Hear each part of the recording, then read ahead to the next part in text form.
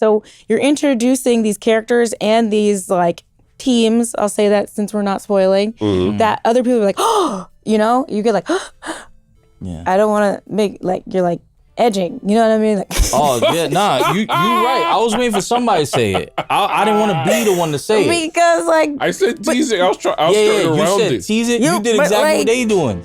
Welcome to Two Nerds and an Actor, the podcast where we give you our nerdy opinions on TV, movies, and all things nerdy. For the nerd adjacent to the nerd aficionado. And where we really want you guys to join in and be a part of the conversation because we think that you'll agree with us.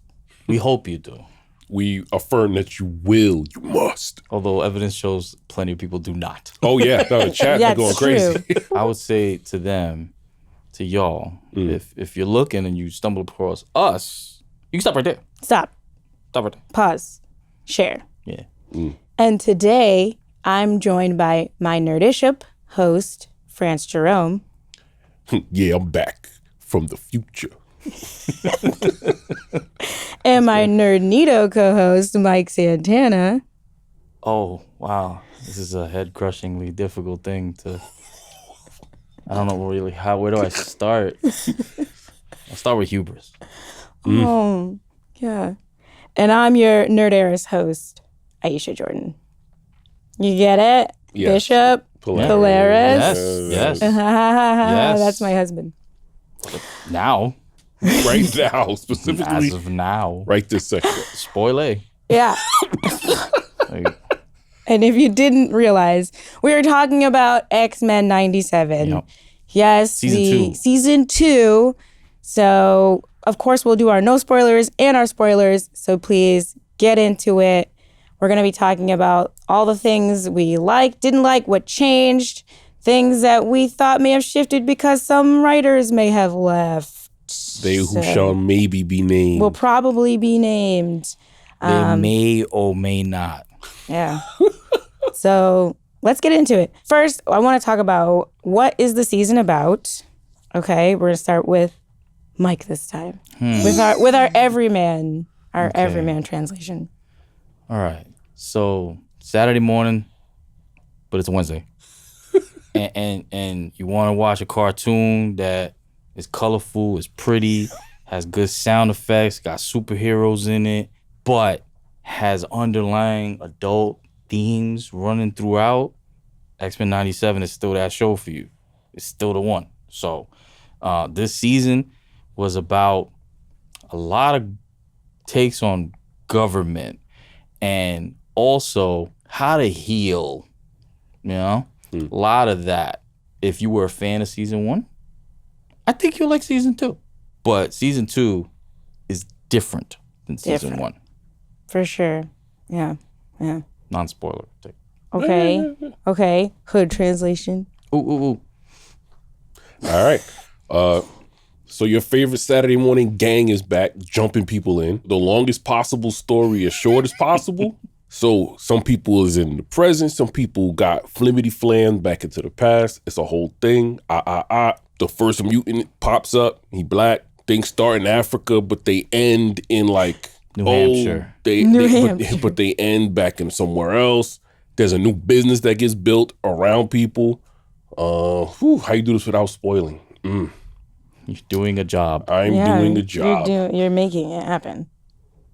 Matter of fact, I keep it a straight stack with you. There's black mutants, and they be there, but they not really there. What? But we'll save that for the SPOILAE. How do I translate this? I don't know. You might want to go off his. You might want to go off mine. Yeah. What else? There's too much. Matter of fact, it's a case of ISO boom, and a game of telephone got played, and now we don't know where we're going, but we went everywhere inside of the X-Men jam. And then they tried to tie it up nice with a click. It was like quickly tied up. Wow. If you like the first one, you might like the second one, but you might have some feelings. You might feel some type of way about wherever it went. Boom. Good luck. Wow. I don't think anyone has any idea what this season is about from any of that.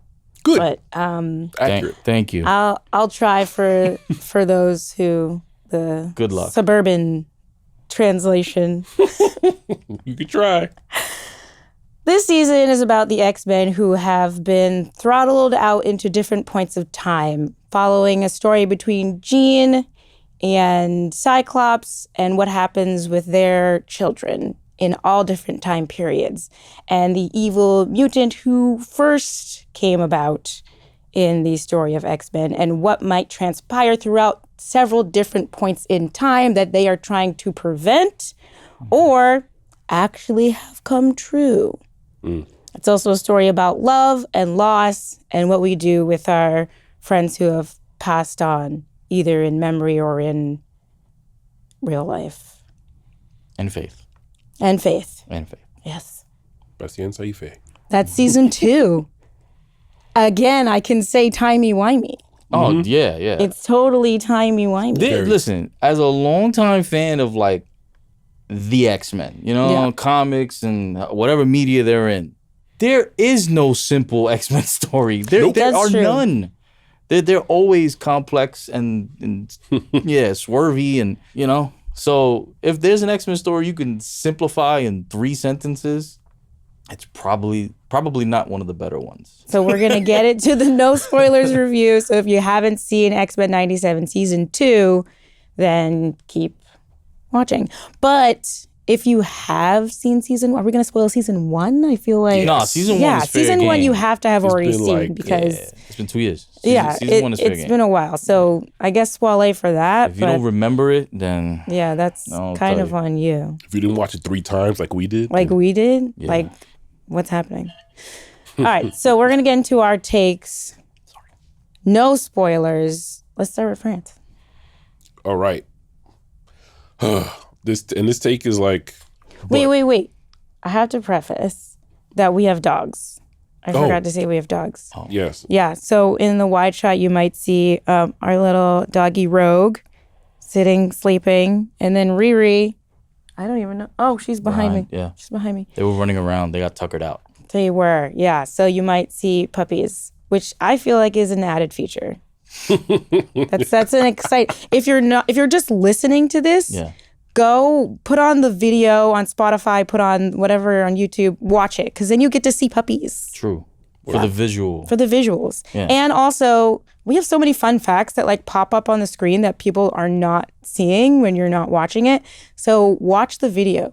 Because like it's things we're not actually saying. So if you're listening to this, it's a whole lower third. It'd be like rain. Yeah. If the puppies are popular, we could probably set up an ASMR camera next to them. A mic next to them. I will pick up a puppy and just... There you go. They're knocked out. Great. Okay, sorry. Back to you, France. Great. No spoilers take on X-Men season 2. My no spoilers take is bigger than just this show, but studio involvement is just like plaguing the show. If you are into the tweets and your former showrunner and lead writer has been tweeting about what their vision was, and good gravy. It's just hearing the back and forth between studio and the creatives. And then what we get is sort of a great skeleton for things, but then the execution on the outside is just like not hitting what we wanted, which then changes the scale of what could be. And it's just like, and it looks bad. For anyone who doesn't know what he's talking about, the original showrunner, Beau DeMayo, if you haven't been following, was removed from the show after season 1. Well, weeks before. Before it aired. Premiere of season 1. But he had finished season 1 and half of season 2. No, all of season 2, right? Half of season 3. Yeah. For reasons that you should look up. And because of that, the writing has changed. Things have changed. Yeah, there's a new showrunner. I mean, he received writing credits throughout season 2. Yeah. So you'll see the name is probably familiar if you're not aware of the controversy and everything off that, which we're not going to talk about here. Right. But if it has to be addressed. It has to be addressed because the take is that there are prominent characters who get diminished, story arcs that get crammed, like everything that we've been kind of saying. I can sum it up with this kind of studio involvement aspect. And it's bigger than the show. It happens all across the genre of superhero stuff and also all across the industry. But here's one of those prime cases where a beautiful IP, mad popular, so nuanced, just gets mollywopped by people who are outside of the creative sphere influencing what gets handed to people. And we've been, folks of us who are our age, have been waiting so long to see these arcs play out this way, and we don't get it. Like, we don't get the thing that we were waiting for. And when y'all watch it, you will see it's not what, none of it is what you want it to be. You like what you get, but it's not what you wanted. Dang, I feel like we're really like stepping on it now. Well, I mean, if I could not add to it, but like respond to that, like I agree with a lot of that. I mean, if season 1 was like the full Disney-fied ride that they hide behind like a narrative and like an interactive play and all this other stuff going on, then I would say season 2 took most of that away and was just a straight roller coaster. You know? Okay. And you're still getting a thrill, but in terms of the depth and there being like a cohesive through point, it wasn't there in season 2 like there was, like I felt like it was in season 1. Yeah. So Valid. I'll say that. No, valid. And like, again, we are not privy to the actual factual what took place, what happened, and why We're not the in the room. showrunner was, we not. But if we going on the fact that season 1, I could hear the harmony in the execution of the song. I could not hear that harmony. You know, it was sampled in season 2, but it felt very much like, I felt like watching season 2 was like watching Daredevil Born Again, season 1. Because showrunners would change there too. Yeah. So you could see the seams and where they were trying to, what they kept, what they put in, what they were changing and adjusting. You could see that in season 2 if you go by what Beau DeMayo tweeted was his intentions. But is it enjoyable overall? I would say yes, but it lacked a lot of the depth that season 1 had. Wow. That's all I would say. Yeah, I think. Well, let's go into your take now. Well, that was my take. Like you could feel like you're gonna watch season 1, and the highs are high. They're fast. Do not blink. But they're there. Like, it's in terms of, as an X-Men fan, like I'm like happy to see these characters on the screen. I'm happy to see, you know, after waiting for so long, like Franz mentioned, you know, these characters doing their thing. And when they do reference certain storylines that I'm familiar with, I'm happy that's finally being brought up. But at the same time, I feel like the intentions of the showrunner were to go towards a certain narrative point. And you could clearly see where those pieces would have lined up. Yeah. But they decide not to land there. You know what I'm saying? They decide that's not where they're going to land. They're going to land somewhere else. Yeah. Do they land? They do. But it's not where you could have ended up. You still in a tropical place. You still going to be drinking Mai Tais by the beach. But it's not a resort. You know what I mean? It's not what it could have been. The full package with the full itinerary. It's not that. I get that. You swimming with sharks optionally. Jet skis, no water? Yeah, like they could be. You know what I'm saying? Whereas over here it's an excursion.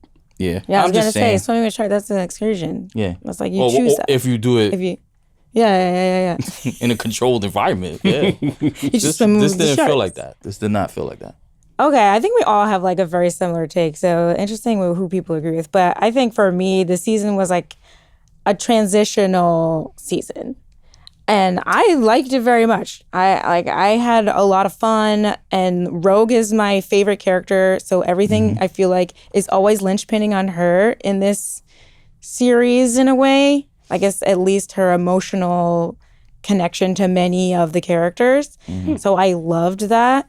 But it did feel like you felt that switch in how they were going about certain characters. So it felt like it was like a stepping stone to something that else is going to come. And riding on the fact that like we know a lot about X-Men already.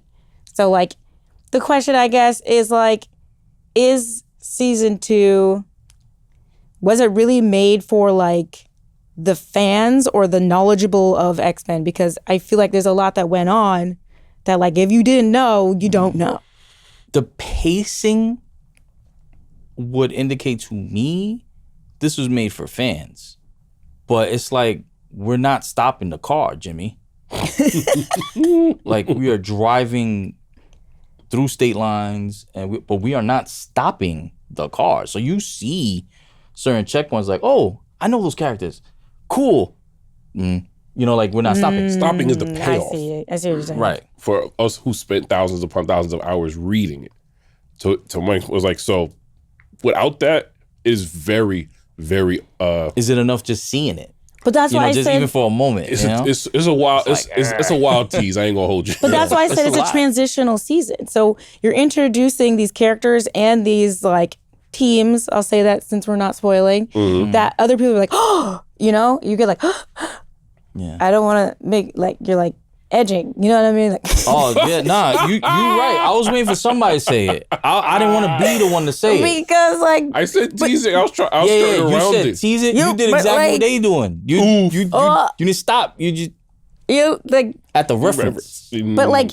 If there is going to be a payoff, wink, wink, nudge, nudge, it's not going to happen in this season. They're like, we need to build up. We need some tantric stuff. But And then maybe they're capable of having like, yeah, but my thing is that some of the storylines that, and when I say storylines, I mean like X-Men runs. You know, like we're talking about Claremont. We're talking about Comic book all the runs. comic book runs. Yeah, Okay. like some of the things that we got to see a glimpse of. I don't know if they gave enough. I feel like they just are flipping through the pages like mad fast. Blue you know? balls. You're saying blue balls. Like are they gonna come back to certain things, or did they check mark? just We already moving up. referenced this famous check mark. And we're never coming back. Right. I don't feel like they're coming back. That's the thing. That's what it It's feels like. rough.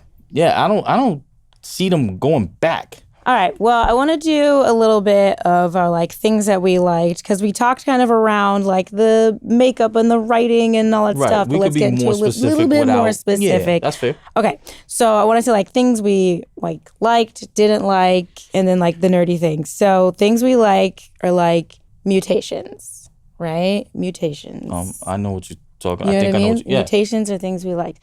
The God. Diamonds are a inhibitors. girl's best friend, that type of Right, thing. right. Inhibitor collars are the things that we didn't like. We don't like. Okay, Those okay. things. Got it. Okay. And We never like inhibitor collars. yeah, no. Unless Rogue. Whoa. No, he's No, I'm saying her referencing season powers. one. I know, I'm just saying based on know. her powers, if there's like a safe word. Yeah. True. Not everybody is Magnus. Hey. And then time jumps are like what's happening in the nerdosphere. Okay. Okay. Yeah. Mutations, inhibitor collars, Got you. time jumps. So mutation wise, they spend time with certain characters that definitely deserved long overdue. Like I feel like you could say the characters. Jubilee. Okay, yeah. See, Like that the focus on Jubilee this season was like we've been waiting for that. yeah. You know, and it was worth it. I think waiting for that, that would definitely be a mutation, you know, like Yeah. that I like to see. I feel like, just to go off like what you were saying, this person did a post, I forget who, I want to go back to watch it. They're like, Jubilee is not just some mall rat. Jubilee is not just like, and I was like, oh, it's so true. Like Right. she had so much more. And we were watching the finale. I'm not going to say anything, but I was like, she's like X-Men Spider-Man. She be having these little quips out there, but then like, she's quippy, definitely. Definitely quippy. Went from Valley Girl quippy to like serious. Tech Valley quippy. Nah, she reads you Yeah, to death. she does. She says what needs to be said in the moment that it needs to be Absolutely. Yeah. No crumbs Yeah. are left. And her powers have just expanded. Because, you know, like, back in the day when you were a kid, first of all, we all loved Jubilee. There was like, you know, but it was like you didn't quite understand what her powers were. You were like, fireworks. Like, I remember being a kid, like, fireworks. Yeah. But, like, the way they've expanded on it now, you really understand. Like, Which they hinted at in season 1. they did. Yeah. You know, with that exactly. virtual version of herself in the Mojo verse that was able to use the powers creatively in ways that she hadn't done already. Yeah. And then we start seeing that realized. Yeah. So yeah. Dope. Yeah. Another Mutations. mutation. Relationships. Yeah, that's what I was gonna say. The backbone of the drama, the soap opera-ness of X-Men comes from these intermingled relationships. So we get to see like people from Wolverine's time and those relationships and how they form, how they make him, and how he responds to the world because of those relationships. Yeah, it was cold. We'll get into it. Seeing Rogue's relationships and how those branch out into the larger universe and how those make relationships super important. Bishop's relationships, Cyclops' relationships, Cable, but they really just focused on those this season. I got to give them credit.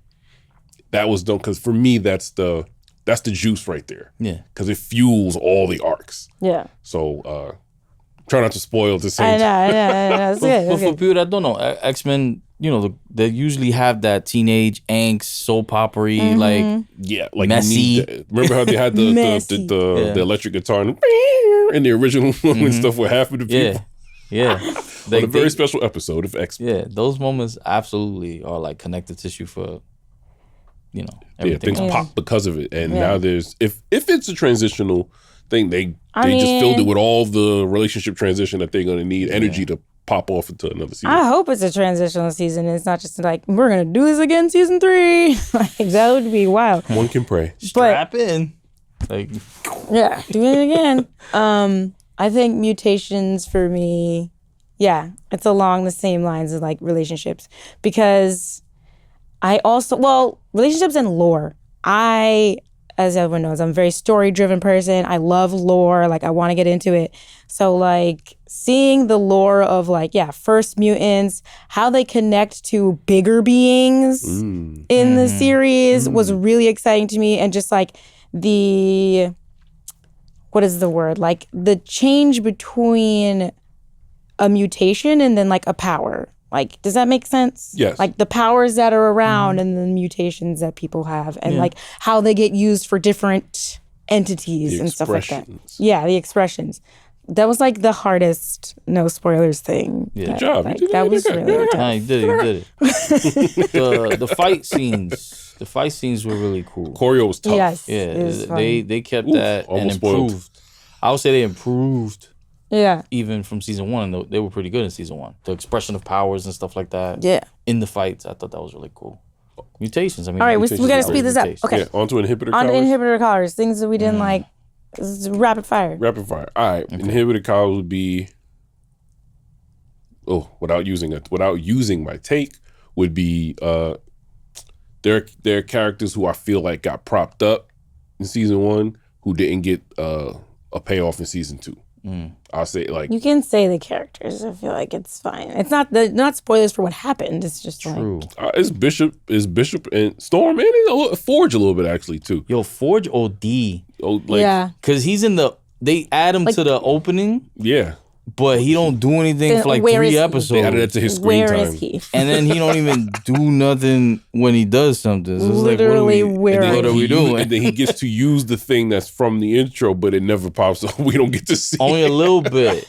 Do you think things were like deleted? Yeah. Yes. No. I know what I mean. Yes. Like in the writing, yes, they were changed. But you think like they had a whole thing and then said edit. Was deleted. Yeah. Like because season 1 is 10 episodes, season 2 is 9, right. And when we get to SPOILAE, there were clear narrative strands that they kind of just go nowhere. Wow. To the extent to finish my inhibitor collar was at San Diego Comic-Con, I ran into Larry Houston, who is the creator of the original X-Men series, animated series.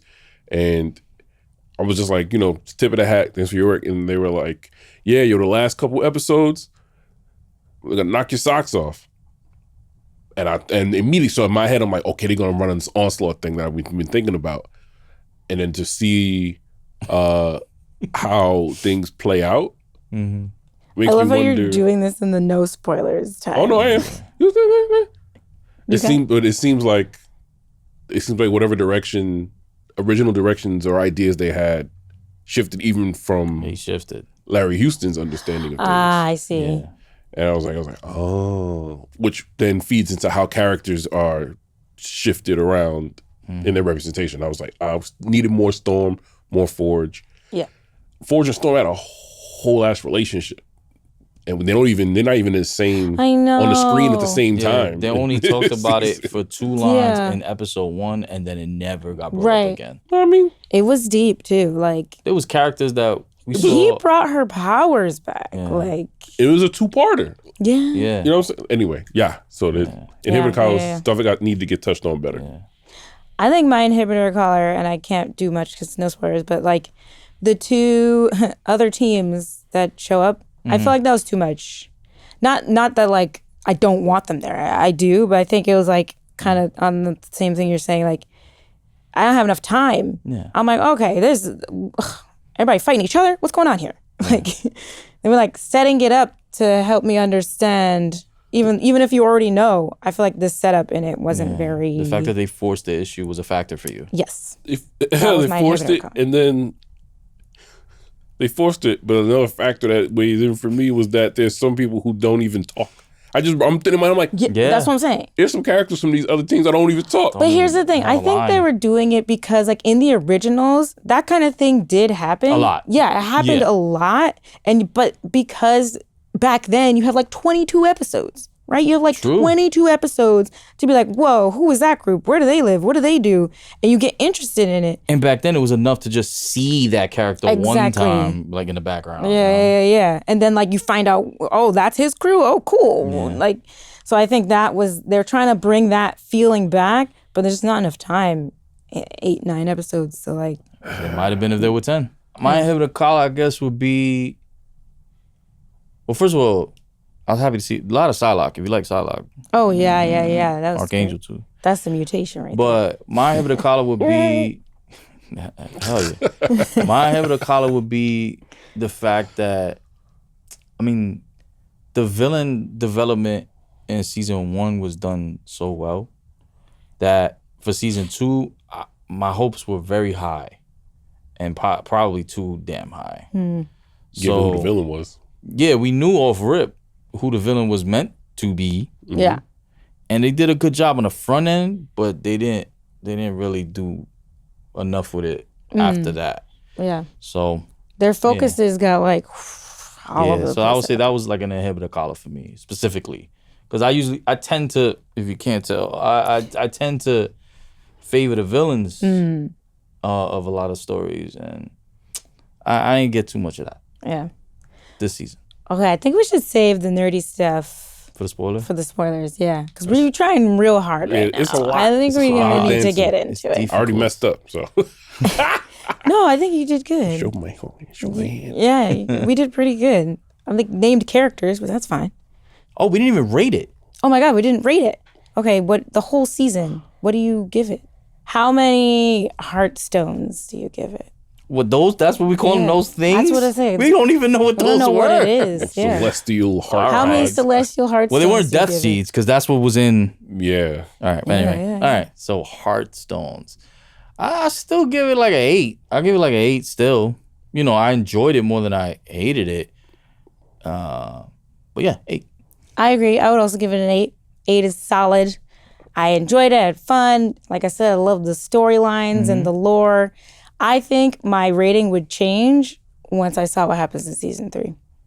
If they don't follow through, I'll change my rating later. Gotcha. Well, they didn't follow through on enough things for me to make it like a 7.75, like a 7.5.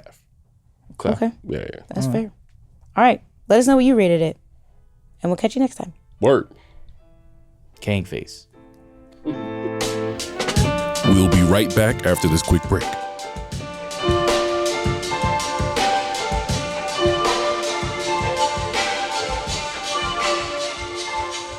Pause for dogs. No, No, pause it up. Nah. They left because they don't want to be spoiled. they don't want to be spoiled. So if you Yeah. two don't want to be spoiled, pause and come back. Bookmark and come back. right. Yeah, there you go. Good timing. All right, friends, you want to tell people what it is?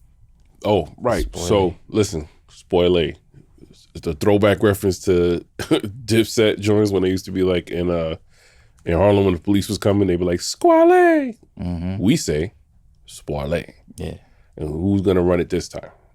I think I did it last time. you did it last Yeah, time. yeah, I did that time. Yeah. Is it So you? Is it guess me? who? Is it It's you? you. Yeah, you. It's me. Yes. Okay. SPOILAE.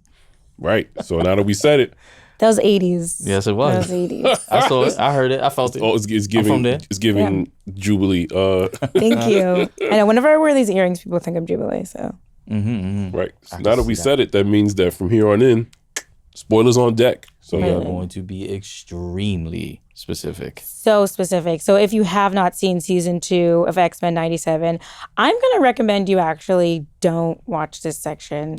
Come back on our like Nerdspiracy theories or something because that'll be fun. But yeah, take a second, watch it, come back, tell someone else who has seen it to watch this episode, and come back because we're gonna spoil it. And if you're into spoilers, please. If you're into spoilers, Stay tuned. Then you stay. okay, you're like the BDSM people out here. Some people just like it. Nah, They like it. They like some the torture. people do. They just like, go ahead, spoiler. I'm gonna enjoy it anyway. Yeah, that's true. All right, let's get into it. Let's start right away. What are our takes? Give it to me. First of all, I feel like it's just like unbuckle my belt after a big Yeah, meal. I'm like- like, oh, I know, that God. was- Now that I can was just- a rough It's a lot. no But everything spoil. we were tiptoeing around, now we can just fucking say it. Yeah. right. It's gonna be fun. All right, yo, not having. I mentioned Bishop Storm, Forge. I felt like Bishop was just black muscle type John. Like he's like, damn, here we go That again. is whack. He was. We're gonna go blow. He went blow for blow with strong guy. He's just like, we could do this all day, huh?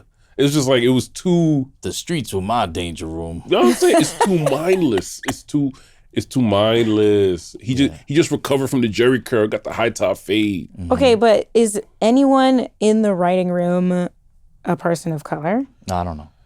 I don't do know. not know. I don't know. I know. Larry Houston is still our executive Look it producer, up. but I don't know if he's. Yeah, I don't know if he's right. I don't know if he's. I don't know if Writing, he's. like yeah, I don't in the room. I don't know if he's writing, and then it takes a sharp mind to see how it's gonna play out later. Yeah, Right, once you see it on paper, but those nuances are rough. bruh, it was like knowing Storm and knowing this arc and knowing that she's put in kind of quasi headmistress, like she's got a leadership capacity, and She then was it doesn't get supposed to be. explored. And then Yeah. you read the tweets, it was like, oh, she was supposed to She was be. supposed to be a headmistress. And then you're just like, oh, it makes sense. The way she was dressed, the way she, like everything, it kind of all made sense. And it was like, the potential just, That is so interesting because there's that episode where they were getting attacked, right? Where were they? They were somewhere. say, they like, were, all the time. They were getting attacked They were at the some bodega. random At the time. They're mansion. just getting attacked. It was going against milk.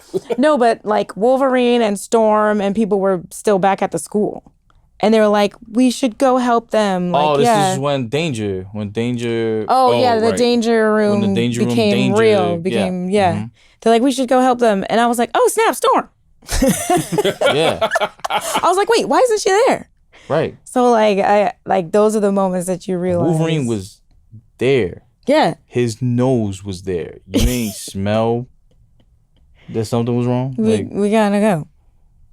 but then again, same motherfucker that was like apocalypse, like in season 1. You remember? Like, Right. no, man. Like they were supposed to go help, and they took like all damn day, which was weird. Yeah. One of my issues was that, you know, we mentioned how it was a 9-episode season, but there were threads there for it to be a 10-episode season. France, you brought up the tweets. You're talking about the Beau DeMayo tweets Right. about what his vision was for season 2. Grain of salt because, you know, I don't know how much benefit of doubt we give him, but from what he says he wanted to do, I'm like, they should have done that. And it makes a little bit of sense because ultimately I wanted Apocalypse to, that whole dilemma to evolve or devolve, however you want to look at it, Charles Xavier into Onslaught. Okay. The trauma was there. Yeah. You know, he loses Magneto right in front of his face. Can't do nothing about it. And they keep putting this Omega level telepath in losing situations, which that's pissing me off too. Oh, yeah. Like yeah, Charles yeah, keeps yeah. losing in He the astral keeps plane. losing. Like when he flexed on Lilandra and them in season 1, like on the Yeah, lesson, all this exactly. stuff. Cool. But then he gets knocked out of it because of, you know, the massive loss of, you know, and Genosha and all that stuff. Yeah. So I understand that one. But from then on, every battle he's been in, he's an L. lost. Yeah. Every single I feel one. like it made the movies like he was so much stronger in the movies. And you're like, so, wow. So like I was hoping that the trauma on Charles would eventually lead to him becoming Onslaught by the end, and ultimately being even bigger threat than Apocalypse. Yeah. But they never went there. Yeah, and they could have. You know what's funny? Definitely Someone in could our have. comments said that. I think you were like saying something in one of the other episodes, and someone in our comments was like, "We're not getting Onslaught." Yeah. Well, I was like, "Oh no!" Clearly. Yeah, it it was happened. but all the tools were there, even insofar as even someone sending, putting the picture and being like, "Look at the outline on his face." yeah, like It is- even the shading that they put around Charles's eyes in one of the shots looked like Magneto's helmet. So it's like the pieces were there for him to like just break and bring about Onslaught. So I mean, I kind of want to talk about. Well, let me finish the takes first. You did your take. That wasn't my take. That was oh. just something I didn't like. Because I thought that's what we were saying. I thought we were going over grievances. I thought that was your take. Things you didn't like. No, Okay, what's your take? My take is basically they rushing through things and I don't know where they trying to go. Like talking about how they driving fast past, these different monuments and moments of X-Men lore and history. And it's kind of like a flip book at this point with the pacing that they're going. I'm like, are we doing all that to come back to things? Yeah. Or are you rushing towards, okay, we checkmark every milestone in X-Men history. Now we're in original territory completely. Let's do something original. Is that what they're doing? Like, I can't, because we talked in the past about folks taking over IPs and then wanting to add their own thing to that. The X-Men fandom is so, like passionate. Yeah. And there's so much history. Yeah. There's so much. There's so They're much. not Rick and Morty fans. There's so much I am. history that maybe the showrunners feel like, okay, let's just appease them by referencing everything that they know, and then we can kind of do our own thing. Like, is that what they're rushing to? Like, I can't tell, but the pacing is really at this point after 2 seasons, is concerning. You know what that makes me feel like? Not to make it all like about the writers changing and stuff, but maybe they're just trying to finish what Beau had written. or, like, If we push can get that. through what he had written and then get back to what because he started it. So in a way that they are trying to rush past. I mean, I don't know, but if they're trying to rush past what Beau had written, like kind of like sweep it up. So no more credits. No more, they don't have to follow the lines he was following. They don't have to follow those at all. Then that sounds like that's something they would do. They would want to be like, let's move on from him real quick, and then we can start with what what I want to do. So the writing was that good that they still felt like they had to cover it. You get what I'm saying? Yeah. His writing is really good. Yeah, I mean, people crazy. who are flawed people can still make great things. They always have. Absolutely. I was like, so it wouldn't We've shock seen me that that often. his writing is that Beau DeMayo's writing is that good because damn, that first season was tough. Yeah. I was like, so yeah, I'm not even gonna jump on the bandwagon because it's just so much unfulfilled potential in this thing. There was a lot but of like how he took the Brood is like that space stuff. And Okay, you just well- drop it in there. Anyway. Let's be a little bit more specific then. So we're talking about rushing through things. What I was talking about, my take too about the teams, we get X-Force and we get X-Factor. X-Factor. Get Generation X too. Oh my gosh, They like just don't talk. just like coming in and just like fighting with each other really in a way that you're like, what is everyone's goal here? I don't think that they developed, like, your frustration is valid as hell. Like, your confusion is valid as hell because they did not, is valid because basically they didn't do a good enough job of establishing why the government's reaction to the resolution of season 1, which was the X-Men saving the world. And who knows, thousands of people from being living sentinels and undoing that. Yeah. Okay? And everybody knows the X-Men did that. Yeah. And everybody was looking at the meteor coming towards the Earth and it just disappeared. You know what I'm saying? Right. So the resolution of that, and that's following the Genosha incident. Right, exactly. So for the resolution for the government to then make a task force of mutants to fight, incarcerate mutants, that wasn't explained well enough, like, at all. Or is it like... I understand Cable's team though. No, I understand Cable's team. Cable's 100%. team, I understand Cable's their team, mission. yeah. I get even why they- the people were on it who were on it. And they did set that up really well. Like going through time and having Jean and Cyclops like having like the relationship with their son, and then realizing that like his whole thing is to get rid of Apocalypse. That part I feel like was one of like the stronger pieces of the season. Was like it fell apart a little bit, I want to say, towards the end, because it was like he was saying, do this no matter what, like whatever it takes. Let me destroy Apocalypse. It's my destiny. It's my destiny. It's my destiny. But I don't think we had enough of like, why is that your destiny for me to be like behind him 100%? But I understood his team and why he was doing what he was doing. Whereas I didn't, or to go off what you were saying about the government, maybe it is more governmental accurate.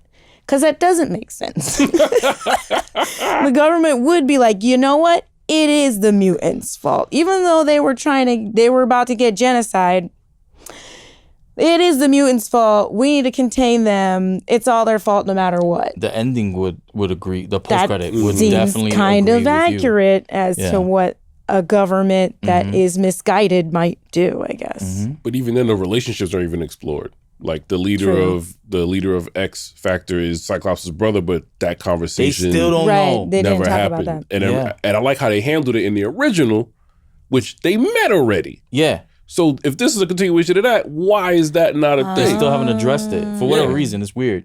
It's Yeah. really Like weird. in the X-Men Fox animated and now X-Men 97 series, canonically, it's like Scott Summers and Alex Summers don't know they're related.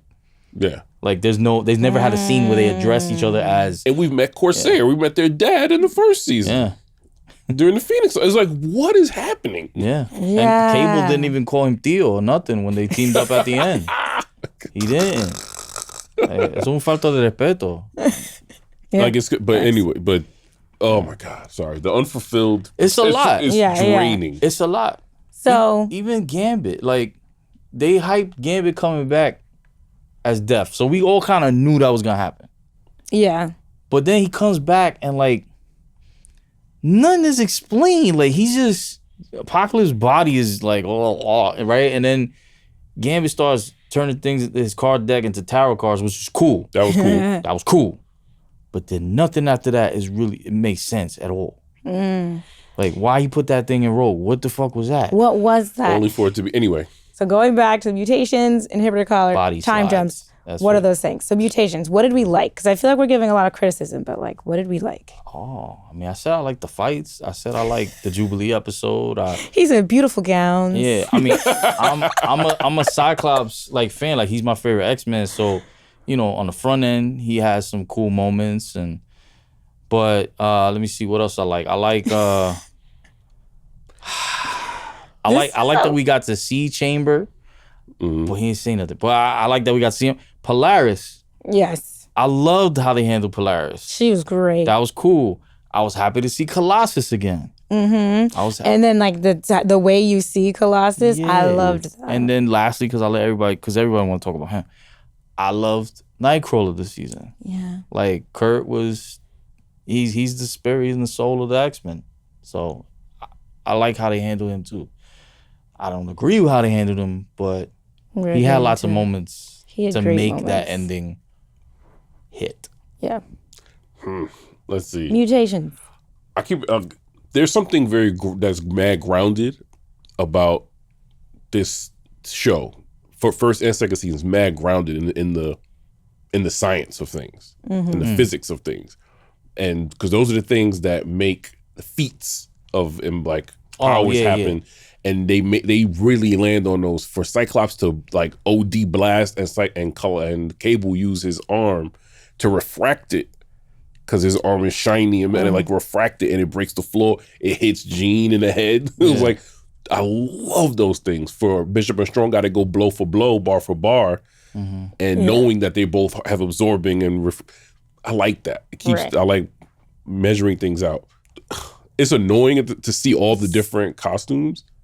Wait, why is that annoying? But it's cool because it's dope to see the new X-Men, the Frank Quitely X-Men. At the same time, Jubilee's wearing a Generation X fit. Yeah. And it's like, huh? Oh, it Yeah. confused I like seeing you. it, but it's like that's Your never been a comic thing. nerd brain was like, ah. Little bit. It's jarring because it's like it felt like 3 different eras Right. on one screen. Because Cable's in his 90s fit, right. and then Jubilee's in the early 2000s fit, Right.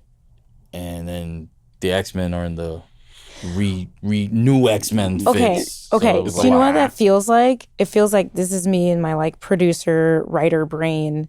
So if you start out this season, we have 3 different ways that people went, right? Mm-hmm. Some people went to the future, to the past, or what is it? The past? future, past, and present. Yeah, they went to all these different places, right? So therefore, everything gets mixed up. That makes more sense as a writer to do. There was like no explanation for when Cyclops and Jean and Nightcrawler and Professor, like why did they switch to the black and yellow? Right. Because they did that before he decided to do X-Corp. It's like had they done it after he did the X-Corp thing, then I could understand, okay, rebranding, Right. more bold, more, uniform, literally. That would make more sense. But they were rocking it before that. Like it was just a fit change. Like let's match today. Yeah. That I'm not. Clueless. that makes sense. In the comics, there was a reason for. Yeah. And in season 1, they even joked on it. Oh, what do you expect? Black leather, So Yeah. the reverse of the movie joke. So, this season there was no explanation for that. It was just visually mashed up. And that's why I said, like, I'm not agreeing with it. But as a writer, it's like, if we can have these 3 different things and all these things can exist at once. So it shows Time can that they be were in whatever. different places. And we can service the fans who love to see those things. You know what I mean? Again, I'm not saying I agree with it. Okay. But it makes sense if I'm like, ooh, what if we put that in there? What if I really love the comics? You're going to love seeing this. And it makes sense because, look, they're all over the place. Yeah. Shout out to seeing like Kid Omega, Monet, Beak, Sync, who's arguably Sync actually uses powers. Yeah, and he might be the most powerful character in the continuity. He's one of. Like he's an Omega that's like an Omega's Omega. Okay. Mutations for me. I love Bishop and Polaris. Oh, That the ship? was We like the ship. yes. That was like first. Picnic at the end, a little picnic. Look, they were a couple. Okay, they're gonna get married. They're gonna have. I mean, I don't know about the comics. Maybe they're gonna have babies. I'm not going. I mean, There's a lot of timelines. there's a lot of timelines. I think that was so fun. Even when they were in Savage Land, they were like, "We're gonna ride some pterodactyls together." Bro, she landed on him. She landed on him, Riding and then when he was like, he was blue balling. He was like, "Oh my god." Yeah, he needed to release. They were like the pressure. Yeah, That was. She was like, "Oh God, I gotta help him." and that she did. That's comedy. The whole episode is him just waiting to release. It was. It literally was. But because she fell on him, that's a great. Yeah, That should have been the reasoning. the streets were his danger zone. Yeah. You know what I mean? But like, okay. So yeah, I like those things. And of course, I loved Rogue everything. Rogue was great. Like, once there was fit a at the end moment. was kind of Oh yeah, weird. no, I didn't They understand tried that. to dicko it, and it was I like, did not understand that one. Or Kirby it a little They bit. tried to curb But me. My like- fault. Yeah. When Gambit came back, like, you should have seen me. I was like, no. When she touched him and nothing happened, I thought I something was else. like, again? Again. Yeah, I was like, I again. thought her powers was She gone. was like, it doesn't make no. You're talking about the second time. Okay, so the first the time, first time. when he first comes back, and she's like, something's not. Yeah, before he Itachi tapped her forehead. Yeah, exactly. that's She another touched reference. him, and it was like, Nothing happened at all. But she didn't reference that he was like dead or cold or nothing like that. Yeah. Which I wish they did address Right, that. right. She almost barely it would make reacted, more but, sense. yeah. But I really feel like my kind of take in that regard too is that, like, I really feel the entire series is hinging on Rogue's relationships. That's what is the like heartstrings that pulls the whole series together. Sure, there's Apocalypse, and what is he gonna do? Even though we kind of know what he's gonna do. Yeah. What is he gonna do? Are they gonna be able to stop Apocalypse? What's gonna happen? All that kind of stuff. But it's like, you got Gambit and Rogue, you've Magneto and Rogue, which spawned off into Xavier and Magneto, right? That relationship. So like it all spawned from like her. And I think that's why they made her this like Omega. She's like the heart, like the emotions. Exactly. Yeah, for sure. But I feel like there should have been more time spent on Rogue reacting to Magneto being lost. Because I know they kind of did that in season 1 with the fake out death. But now he's gone like for real. I agree. And now you know how he went out, you know? And she could have had like a really good moment with Xavier. Yeah. You know what I mean? That could have been like, oh, wow. Because remember in season 1, when she chose to go with Magneto to Asteroid M, you know, Xavier was hurt off that. She was wearing Remy's jacket. Right. There should have been another moment this season to kind of bring that back, close that out, you know, and they didn't do that. Yeah. No, I agree. And it would have been interesting if she would have went to Charles to try to do that, and he would have been the one like not wanting to do that. Yeah. Because he went through his whole like torturing myself in the danger room. If he wouldn't have been willing to be that vulnerable or whatever, or discuss it wherever. Yeah. He had that moment instead with Polaris. Yeah, he did. He had that moment instead with Polaris. Which I think maybe that was like a writing way to be like, ooh, how do we get them to understand who Polaris is? Like, if you don't know who she is, this is a great moment for them to like, you know, flesh that out. Okay, quick inhibitor collar that, well, we actually kind of talked about it. We did. Yeah, we did already. Where it was like, they didn't have Storm, Forge. I mean, I'm going to say it bold and plainly. I was like, it was good with the black characters, bro. Yeah. Like, come on. If we have a black nerd problem. It's definitely that one. Like, the black characters is not prominent. And for this to be a IP with so much social nuance, that one's kind of like, is eating at me a little bit. But and I feel like they could focus more on them because we didn't get to finish what happened in season 1, like we were talking about. Right, because they have prominent storylines that haven't been fleshed out. No. Further. Yeah. Like, and again, I don't know if they gonna come back. I don't know. Touch and go. Unfortunate. Touch and go. And what is the nerds talking about? Oh, what's our Kurt. time jumps? They're talking about, well, the time jump, the nerds is talking about Kurt. Yeah. And, you know. I feel like we're saying it like we're going to head to the funeral later. Yeah. That's what it feels like. And you know what's crazy? We're going to show up to the funeral, and we're all going to sit down, and we're going to be like, oh, that's right. He the one that be leading these shits. And he not here. Who's doing the funeral for the funeral guy? That's what I'm saying. Who's going to do it? The only other religious zealot got shot in the back. So he ain't doing it. He's not doing it. So who we got? Honestly, let's take a moment to talk about Kurt. Because the nerdy things, let's do that. All right. His storyline went from like, season 1, this is my sister. Him and Rogue were like, the group hug. And then now we go into like, yo, this is our brother, right? The episode with I'm forgetting his name. Creed, yeah. Bringing him to Savage Land and trying to like vouch for him. Try to save his soul. Even though this man pulled a gun out of him in the original series, like is that your brother? Kurt, man, that's what I'm saying. I need Guillermo del Toro to do a Nightcrawler movie. I've been saying this for the longest. I know a bigger like people on YouTube or whatever that are bigger than us, whatever, have said this shit, but I've been saying this for like the longest. Yeah. Like more than 8-9 years I've been saying, yo, give that director who his passion is telling stories of seemingly grotesque of, you know, creatures or whatever that are perceived a certain way, and showing that they have more humanity than the people around them. There's, Nightcrawler. Yeah. If you're not gonna do it with Angel, do it with Nightcrawler. Like, I had moments too in that where I was like, this is too much humanity, Nightcrawler. Let them kill him. he got Let mercy. them kill him. But you Let's know what though? on. But Nightcrawler, I think it was less about even helping his brother, and it was more about helping Colossus. Yep. That's what that was about. He was using him as the tool to get back to Colossus, to get Colossus to come back to the fold. Yeah. That's 100%. So smart. Because Colossus was hurting. He was subbing. And he was. The fact that Colossus joined the Acolytes. I know, that was crazy. You know, Kurt knows him. Yeah. You know what I mean? And it's like, come on. It's not you, brother. It's not you. Okay, then he dropped him off in like the frozen tundra though and was like, I try to help you. Yeah, I don't have to save I gotta you. go. He could only turn the other tail for so long. And he was like, all right. But Papa, you then, made this. sorry, jump 2, we get to the end credits scene where he becomes president still. President, yeah. How the hell did he get out of there?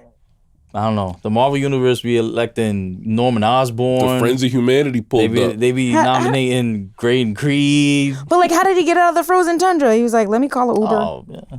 I mean, In the X-Men universe, that's not that big of a. There's eyes watching Yes, everything. I thought he died. I was like, he sent if him he out could there to die. survive summer camp with Sabretooth, he could survive being alone in the tundra. But this is only half of what the internet's talk about. The rest of Right. Nightcrawler. On the flip side, during his possession by Gambit, the way his hands was moving, What do you Oh, mean? yeah. Wait, tell me more. That POV. the POV, Nightcrawler POV, he was going bop, bop, bop, bop. He was Yeah, just, yeah, like, oh, yeah, that knocking was- everybody out. bodies. Yeah. It was one hit. Yo, that was Snowfall. the best. I loved that. Him, her. Yeah. 100%. You couldn't even keep up. It was like, okay. Yeah. But Maybe that's the- just he fights. That's the second Nightcrawler POV usage. They used one in season 1. Yes. That's very effective. Where you actually He's- teleport with him. Oh, with that Wolverine. was fun. So they playing games, but it's a good game to play. Yeah, like that that was- joint that had was me. dope, I was like, It took me a while. I had to like rewatch it to understand exactly the choreography, what was happening, because Right, that right, joint was right. heat. It was really cool. That's how I imagined it would be. Took out that whole squad. Okay, now we're gonna take it to the third phase of Nightcrawler. The contract. The covenant. the sacrifice. Yeah. Right? So we get this celestial being, if anyone has seen Which is Eternals. not Arishem. It's no, it's Ansem or something like some that. different one. It's with an A. It was what a Yeah. who clearly, if like you don't read the comics and stuff like that, I now understand that like Apocalypse is sent to basically get this planet ready for Yeah. Start evolving. let's do this thing up so that we can take over the whole thing that happened in Eternals. I thought that was really, really cool. Someone who doesn't know that is like, who loves lore, phenomenal. Right. What I think when Rogue goes to see him and he's like, hey, that doesn't belong to you. I'm going to take that from you. What's the sacrifice? Da, da, da, da. They don't tell you what the sacrifice is going to be. Right. And she comes back and she talks to Kurt and is like, oh, yeah, hugs. And he was like, what is this? No one goes in there without making sacrifice. Exactly. So That was a what I bad think happened is like she understood the sacrifice was like, oh, I'm going to have to, I have to go back. That's it. I'm going to be She done. was ready to give up her life. And he already knew that. Yeah. So when they go to fight in the final fight, Nightcrawler's not there. Right. Beast either, because she Yeah. kind of left him. Exactly. Left him. She flew when they got there by jet. So. Right. So he knew to go to the celestial being. Like that's crazy. How did he know where to go? Because Well, they don't what show I us know that. about his powers is that he has to see where he's going to get there. No, I think he just walked in like she did, because his hand was burnt up, just like It hers was. Yeah. So I think he was like, I'm gonna see what she did, because I know she didn't get that for free. Right. And in that discussion, he even tried to convince the Celestial. Right. Like, yo, instead of evolving through destruction, let's evolve through love. And the Celestial like, nah. I never seen that work. That takes too long. That takes too long. That takes too long. Nah. I ain't got two forever. Nobody has time for that. I ain't got two eternities. You know what I'm saying? Nah. Yeah. But yeah. Okay. It was the sad. 3 iterations. It was sad when you see Beast. That's another thing. Beast holding the Bible Beast holding the Bible. is crazy work. I was like, wait, what's he holding? I was like, oh. That's the Bible that they hid when God watching when he was smacking up the X-Men. Everything Kendrick talked about. That was that Bible. Yo, my gosh. You know? Should I like the moment he was holding the Bible, I was like, no. Like I remember we just exclaiming both like, no. Beast the man of science. Yeah. He Holding the basic said- instructions before leaving her. He was like, poof, sitting in front of the celestial. I was like, oh, don't do this to me. Now the question, on. like, it hit, like, I was sad. I was sad. And Mima's not gonna watch this, but when she watches that, she's gonna be sad. Her favorite X-Men is Nightcrawler. Her favorite boy. moment, according to her favorite moment in any Marvel movie is Nightcrawler in the White House I mean, it's pretty badass. with Yeah. Yeah. Alan Cumming and all that shit. So that's her favorite. So I was like, yeah, when she watches this, that's gonna hit. But my thing is, like, Rogue made that deal knowing Remy would not have been happy. He would have had survivor's guilt the rest of his life Yeah, if Rogue died for him, for sure. because he died for her already. Yeah. You know what I'm saying? So you undoing my. So Nightcrawler doing that though, I feel like he puts that on both Rogue and Gambit. Yeah. Like I get why he did it, Yeah. group hug, but I don't know. That's according to Beau DeMayo, that's not what he wanted to do. Right. Like that, it wasn't gonna be that. At least not yet. Yeah. Maybe later. Yeah. Later would have hit.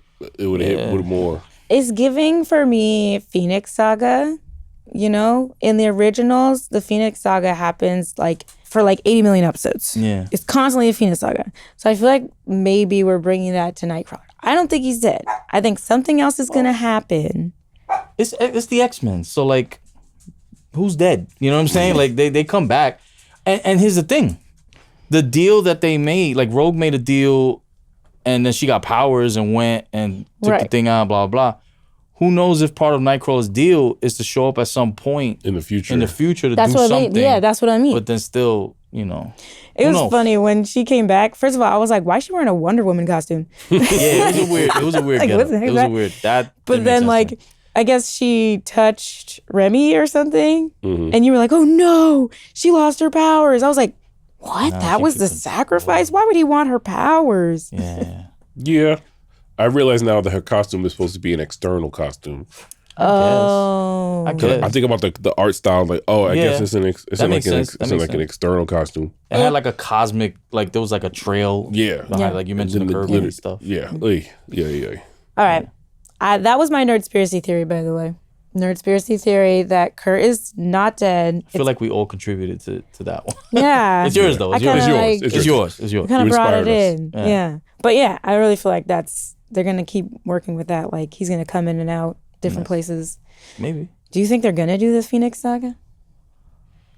No.